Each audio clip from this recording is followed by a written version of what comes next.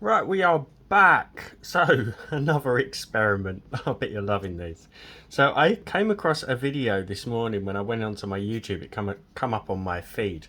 It's a fairly old video now. It's about a year ago by Louise Singleton Creations, where she created these copper coloured pendants. Where she had these copper blanks and she was burning in these colours with a torch.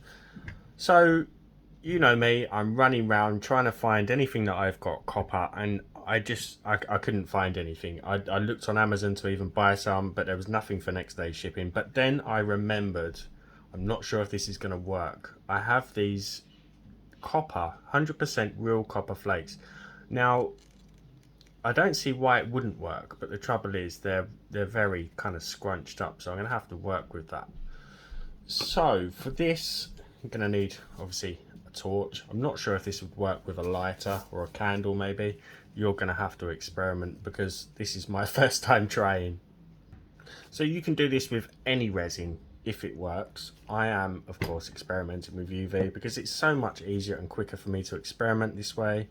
I know some of you are dying to see another epoxy video, but you can do this with epoxy. It really doesn't matter. So let's move the mould out the way and let's get into the testing. I don't really use these flakes, if I'm completely honest with you. Let's get my tweezers. Might be easier. And they can be really folded up. Let's try and torch that as it is. No, I'm going to get bubbles if I go and try and put that in my resin, aren't I?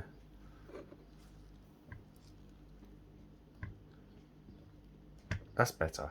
It's not breaking. Okay, so I'm going to flatten it down and hopefully we can get some results. So I'm going to use my tweezers for this so I don't burn my leveling board. That's tricky to pick up, isn't it? There we go. Okay, so now with my torch, hopefully, it's hard for you to see. Well, maybe that was a bit too much. Oh, look, there's some colour there. You see that colour change? It's not really working with me holding it though.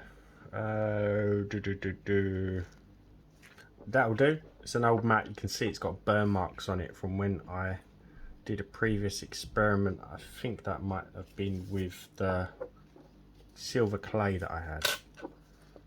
So I'm just gonna gently torch that. I don't know how much. You can see the heat is causing the copper to change colour, which is what we want. So it's working.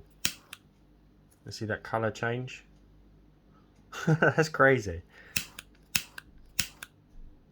I didn't know whether it would just kind of incinerate. Now, what I need to know now is whether I can actually pick that up without it breaking. Ah, it's broken. But does it matter? I don't think it does.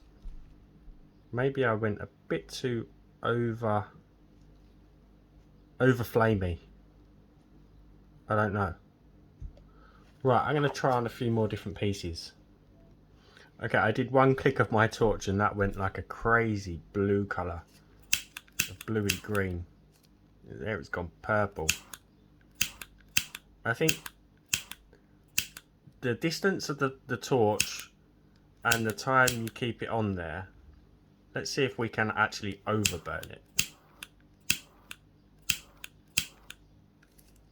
Yeah, it's gone like a horrible grey colour. And I presume that's going to be very brittle. I don't know.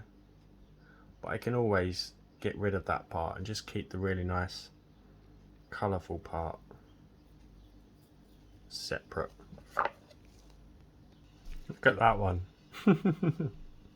So I wouldn't go putting these back into the same container that you've got them through, because you don't want to work on something else at a later date and then have an odd bit of coloured copper foil stuck in your work.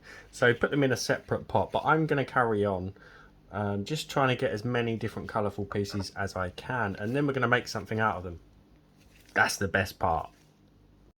And whatever you do, don't go pressing this onto like a silicone like I'm doing. Make sure it's on something that it's not going to stick to. Otherwise you're going to have trouble pulling that off if you've pushed it onto an old mold. Just, I'd recommend something a bit more robust. I mean, I should have used my soldering mat, which is underneath this, which can withstand some extreme temperatures. So just be careful, because we are playing around with heat. You don't want to start a fire. Right, now to try and incorporate that into our work. So I'm going to try, I'm just going to fill this, not all the way to the top. I'm going to cure it and hope that I've got a kind of tacky back to it. This is where oxygen inhibition can really help us as resin artists, because it can be used to adhere things to our resin. But I suppose you could actually just insert them into the resin if you wanted to, but I've got something in mind. Now, if oxygen inhibition isn't working for you after a cure, just undercure your pieces, but not too much, because we are going to be pushing we're going to be pushing the foil onto the surface of the resin, and if it's not cured enough and you push, you're going to end up with a hot mess, a yucky mess. We don't want that. Okay, so I gave mine a minute and it's firm enough, so I'm just going to take some of my coloured foil now. Do I break it, or just, I'm going to break some of it up. Hopefully this is going to stick. Other way. As always, massive shout out to my channel members, anyone who's bought me a coffee or a super thanks. It's very much appreciated. There you go, it's sticking, which is good. What I'm worried about is if there's going to be any air bubbles. But I suppose we'll find out when we demold it. And the foil on the foil isn't going to stick. I don't know. It's working. We can deal with any kind of foil hanging over the edge of the mold. We can deal with that afterwards.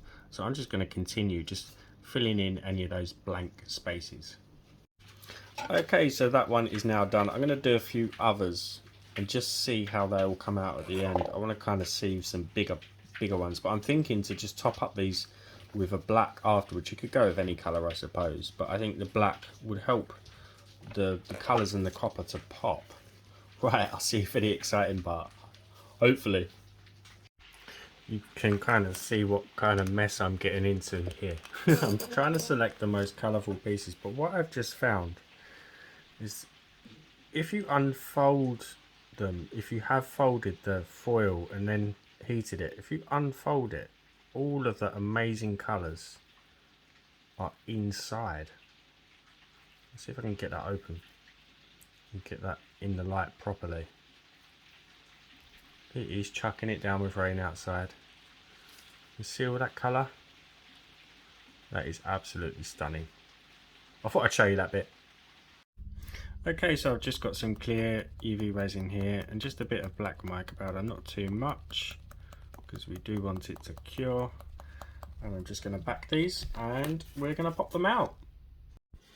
Okay, it is time to see what we've got. I also undercured from the bottom of the moulds just to make sure that the resin had cured fully.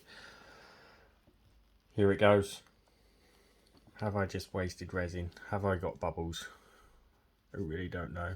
Needs trimming down, but wow, it's very copper. Not as much colour in that one.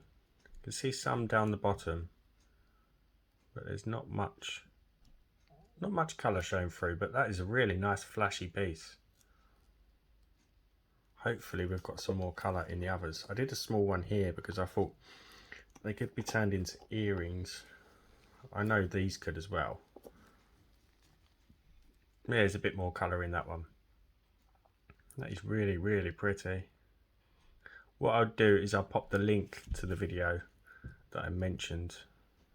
You might want to try that technique out. That is stunning. It's almost similar to the abalone video that I did. Let's go with the oval first. I normally save the ovals till last. I think the heart might be the stunning one.